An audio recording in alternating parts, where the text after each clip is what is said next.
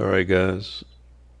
This is going to be a short audio that is for primarily the church.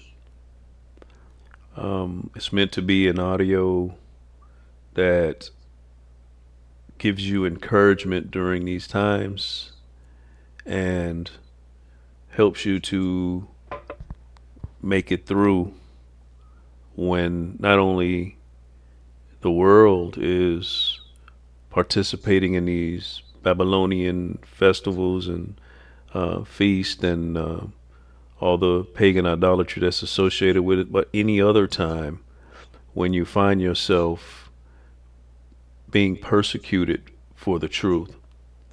Now, I want to um, help you with something. Now, the world has tried to make the Bible into nothing but uh, a collection of fairy tales and moral lessons and uh, tried to make it like Aesop's fables. When I'm here to tell you that this is far from the truth. These are literal, factual, recorded events.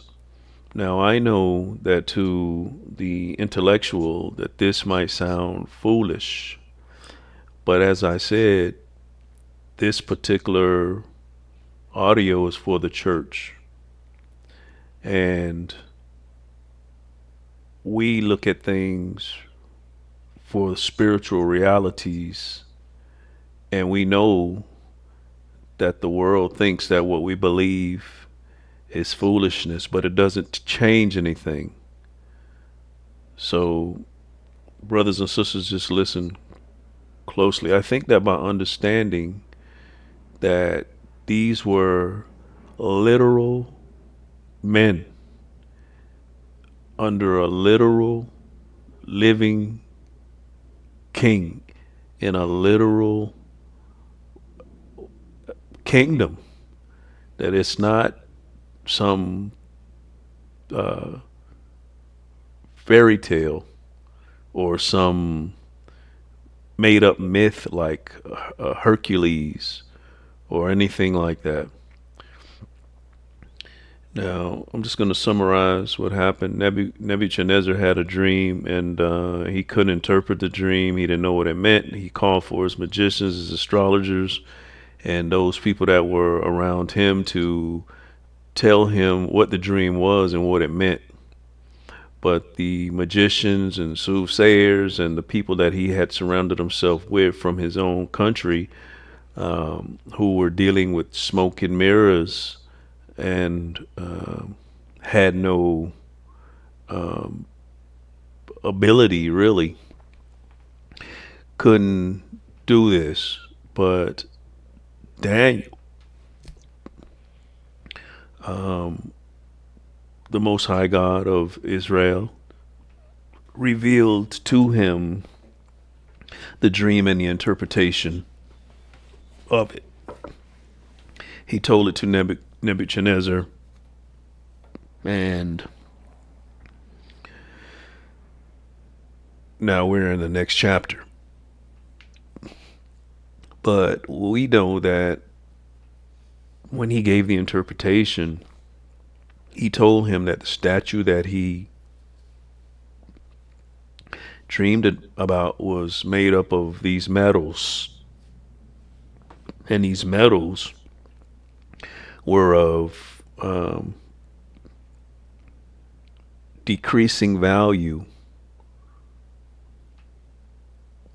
They decreased in value as it went from the head of gold on down to the feet of iron and clay that wouldn't mix until the stone that was cut with our hands shattered all of them and became a big high mountain that filled the whole earth. God's kingdom, the Lord Jesus Christ. reigning. But anyway, Nebuchadnezzar decided he was going to turn all that around, and he made an image of all gold and set it up. So I'm gonna start reading this to you, and then try to make it as simple as possible. Um, and I pray that you can gain strength from this event here. Now it says, Nebuchadnezzar the king made an image of gold whose height was 60 cubits and the breadth thereof 6 cubits. He set it up in the plain of Dura in the province of Babylon. So he made this big statue and made it all gold, and he set it up. Then Nebuchadnezzar the king sent to gather the princes, the governors, the captains, the judges, the treasurers, the counselors, the sheriffs, and all the rulers of the provinces to come to the dedication of the image which he had set up. So he called the whole, everybody, the world, everyone. Then the princes, the governors, the captains, the judges, the treasurers, the counselors, the sheriffs, and all the rulers of the provinces were gathered together into the dedication of the image that Nebuchadnezzar the king had set up, and they stood before the image that Nebuchadnezzar had set up. So he called everyone, just as Satan calls the whole world to bow down to this false religious system. It says, then a herald cried aloud, to you it is commanded, O people, nations, and languages, that's the whole world, everyone, that at what time you hear the sound of the cornet, flute, harp, sackbut, psaltery, dulcimer, and all kinds of music, you fall down and worship the golden image that Nebuchadnezzar the king has set up. So he said, when you hear this music, you bow down and you worship this image right here. When you hear the music, you start dancing to this tune right here.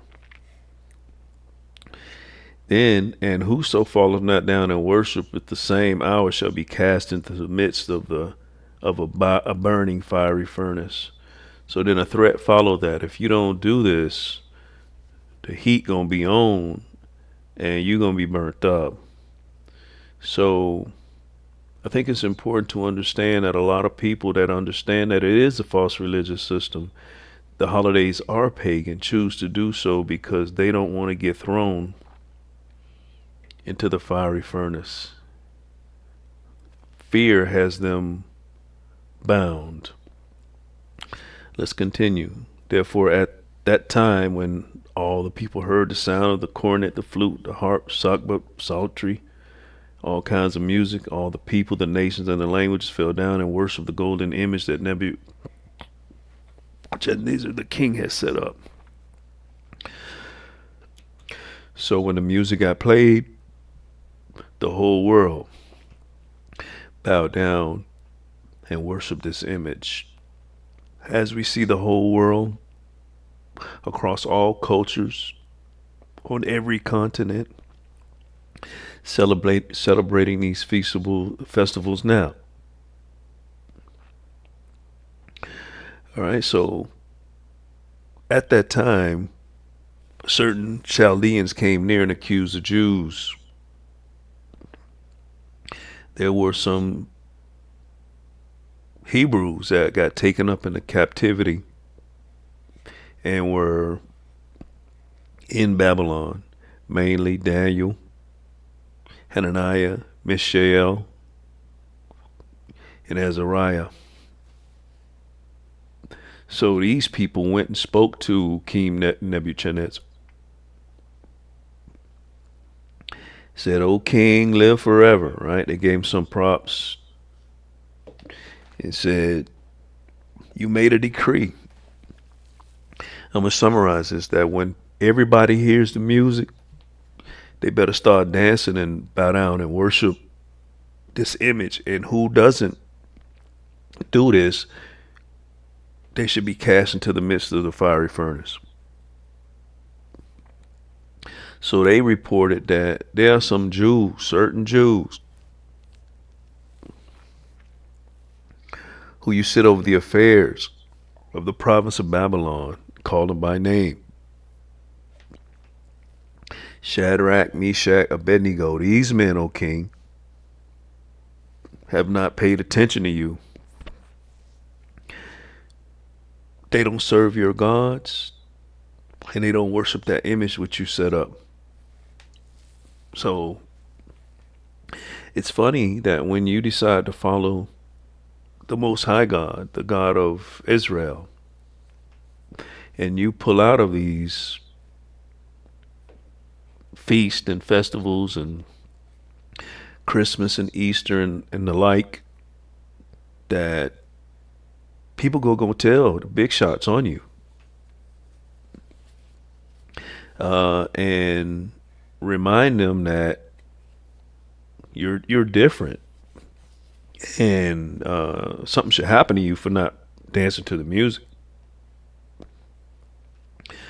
So it says that Nebuchadnezzar, in his rage and fury, he was upset because they wasn't following the program. Commanded them to be brought to him. So they brought him, and he spoke to him, and he asked them, "Is it true? You're not serving my gods, and you're not worshiping the golden image that I set up?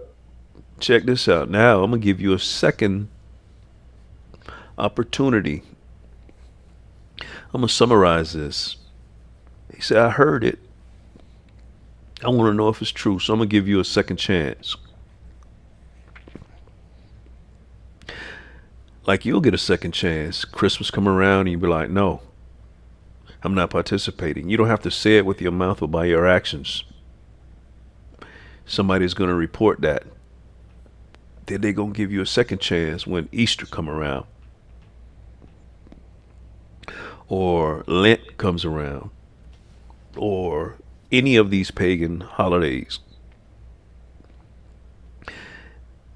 And if you be ready, when you hear this music, bow down and worship again."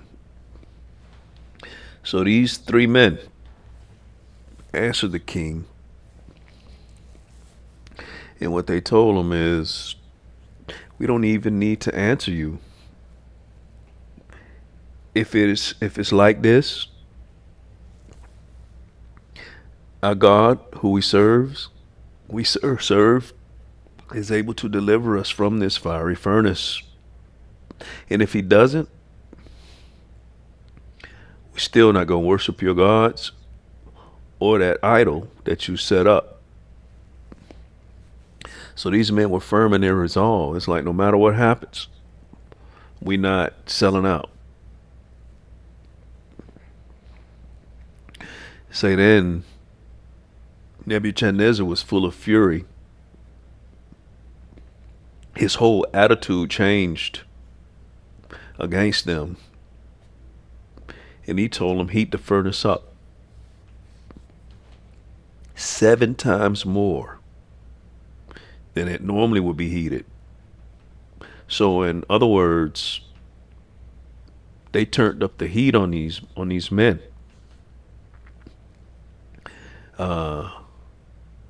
Like never before. Then they tied them up in their coats, their hose and their hats and their other garments, and threw them into the midst of the burning fiery furnace.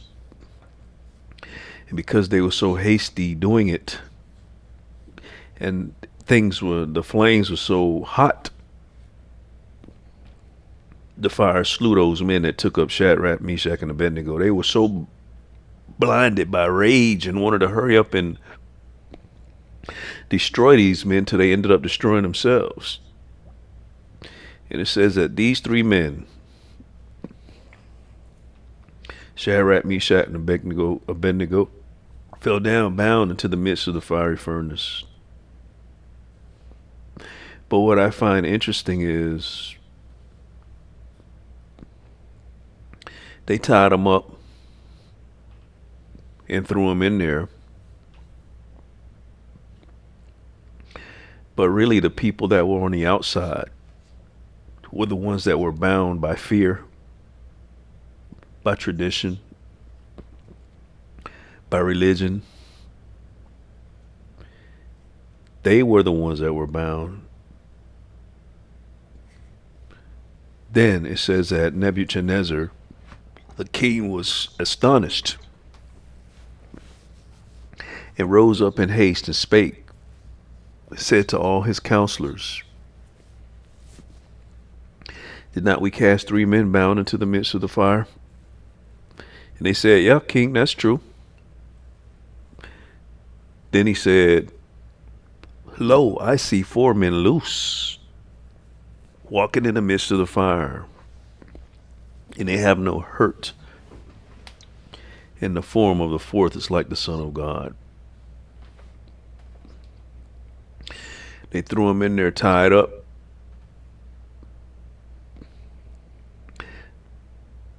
But they were in the fire loose from fear,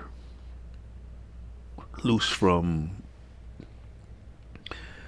religion, tradition, and the Lord was in there with them.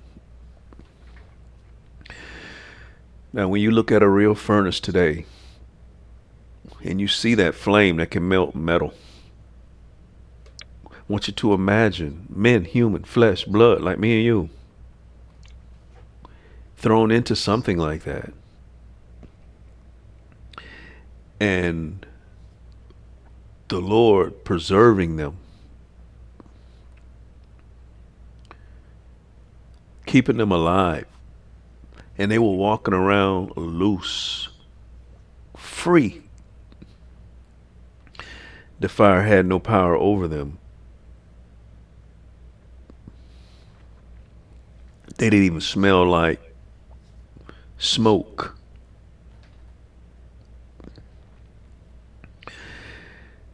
It says that the princes, the governors, the captains, everyone being gathered together saw these men, upon whose bodies the fire had no power, nor was a hair of their head singed, neither were their coats changed, nor the smell of fire had passed on them. They weren't afraid to lose their lives. The threats of throwing them in the fire had no influence on them. Ahead of their hair, the hair on their head wasn't singed, just like the Lord Jesus said. Nothing is going to happen to you. Neither were their coats changed, their righteousness remained, nor the smell of fire passed on them. They weren't fazed at all. Then Nebuchadnezzar spake and said, blessed be the God, Shadrach, Meshach, and Abednego, who has sent his angel and delivered his servants who trusted in him, and have changed the king's word. They didn't do what he said, and yielded their bodies. They took it. They didn't even resist, that they might not serve or worship any god except their own. Now, all believers, spirit-filled believers, blood-bought believers, water-baptized believers that want to live godly are going to suffer persecution. It's a fact. But I'm here to tell you, saints, you're not alone. God will not leave you. The Lord Jesus will never forsake you. And people will look at you in the fiery furnace and see him. So hang in there and be encouraged. Now, you might look around and feel tired at times. But I want you to remember Babylon, how many, probably millions of people were in this nation, this kingdom. And out of all those people, all nations, the whole world, if you will, it was only these men that believed in God enough to say, no, I'm not going to do it. I'm not going to do it. So I want to encourage you today that what you're going through, all of us are going through it, and all of us are being preserved by the Lord Jesus Christ. And people are watching. Now, I want you to listen to what Nebuchadnezzar said. Then Nebuchadnezzar spake and said, Blessed be the God of Shadrach, Meshach, and Abednego, who has sent this angel and delivered his servants that trusted in him, and have changed the king's word, and yielded their bodies, that they might not serve nor worship any god except their own. Therefore I make a decree that every people, nation, and language which speak anything amiss against the God of Shadrach, Meshach, and Abednego shall be cut in pieces, and their houses shall be made a dunghill, because there is no other God that can deliver after this sort. Then the king promoted Shadrach, Meshach, and Abednego in the promise of Babylon.